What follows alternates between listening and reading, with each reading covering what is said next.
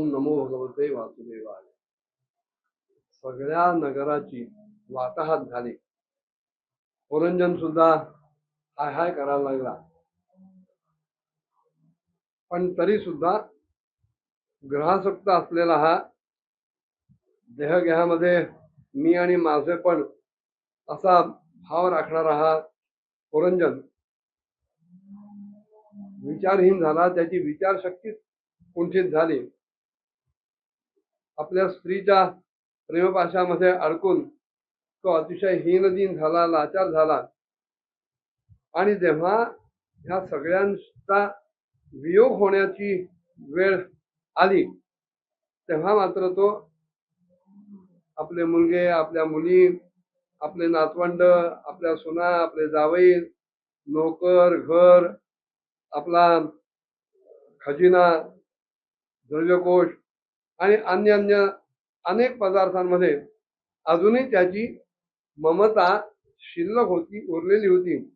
जरी सुद्धा त्यांच्याकडनं कुठल्याही प्रकारचा भोग घेणं आता त्याला शक्य नव्हतं, तरी सुद्धा ही ममता अजूनही जिवंत होती. आणि त्या सगळ्यांच्या बद्दल ह्या पुरंजनाच्या मनात अनेक प्रकारची चिंता छळत होती. त्याला आपल्या बायकोचा विचार आला की माझी बायको तर चांगलं घर सांभाळणार होती, गृहस्थ धर्म पाळणारी होती. आता मी जेव्हा परलोकात जाईन तेव्हा ही असहाय होऊन आपला निर्वाह कसा बरं करेल. आणि ती एकटी आता आपल्या मुलाबाळांची काळजी कशी घेईल. कारण माझी पत्नी मी जेवल्याशिवाय कधी जेवत नसे, मी स्नान केल्याशिवाय ती स्नान करत नसे. सदैव ती माझ्या सेवेमध्ये तत्पर असायची. मी कधी रागावलो, रुसलो तर ती अतिशय भयभीत होत असे. आणि यदा कदाचित जर मी तिला झिडकारलं तर ती भीतीनं एकदम गप्प राहत असे. माझ्याकडनं एखादी जर काही चूक झाली तर माझी पत्नी ही मला लगेच त्या चुकीची जाणीव करून देत असे, मला जाग करत असे.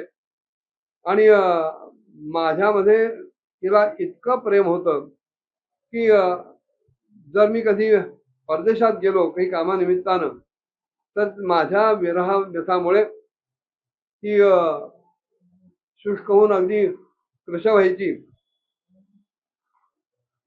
तसं बघितलं तर ही खरी वीरमाताच आहे. पण तरी सुद्धा आता माझ्या नंतर, माझ्या पश्चात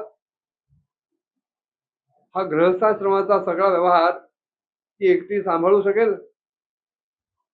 मी निघून गेल्यानंतर एकमात्र माझ्याच आश्रयानं, आधारानं राहणारे हे जे सगळे माझे मुलगे आहेत, मुली आहेत, हे आपलं जीवन कसं जगत असतील, कसं जगतील. मला तर हे सगळं भर समुद्रात एखादी नाव फुटली की भयभीत झालेल्या यात्रींकडनं, प्रवाशांकडनं जसा काही आक्रोश होतो, गोंगाट होतो, तसंच हे सगळे करायला लागतील असं मला वाटतंय. जरी सुद्धा ज्ञानदृष्टीनं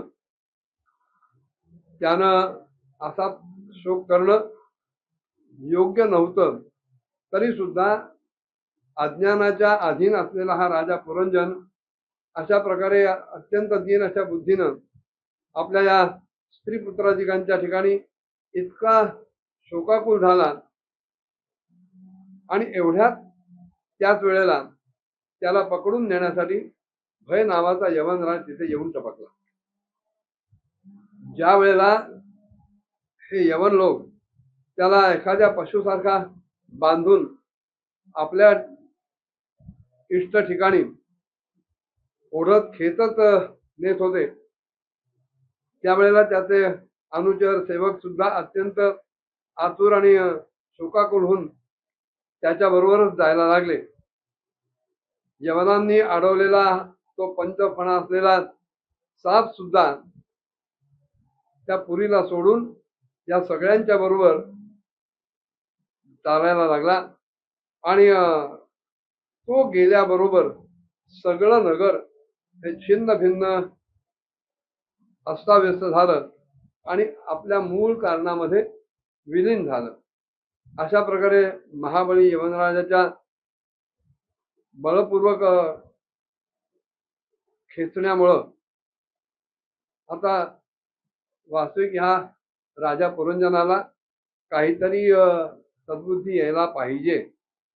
पण अज्ञानाने एवढा तो आवेशित होता की अशा परिस्थितीत सुद्धा आपल्या हितासाठी धडपडणाऱ्या, आपला हितेच्छुक असलेला, शुभेच्छुक असलेला जो जुना मित्र आहे अविज्ञात, त्याची काही याला आठवण झाली नाही.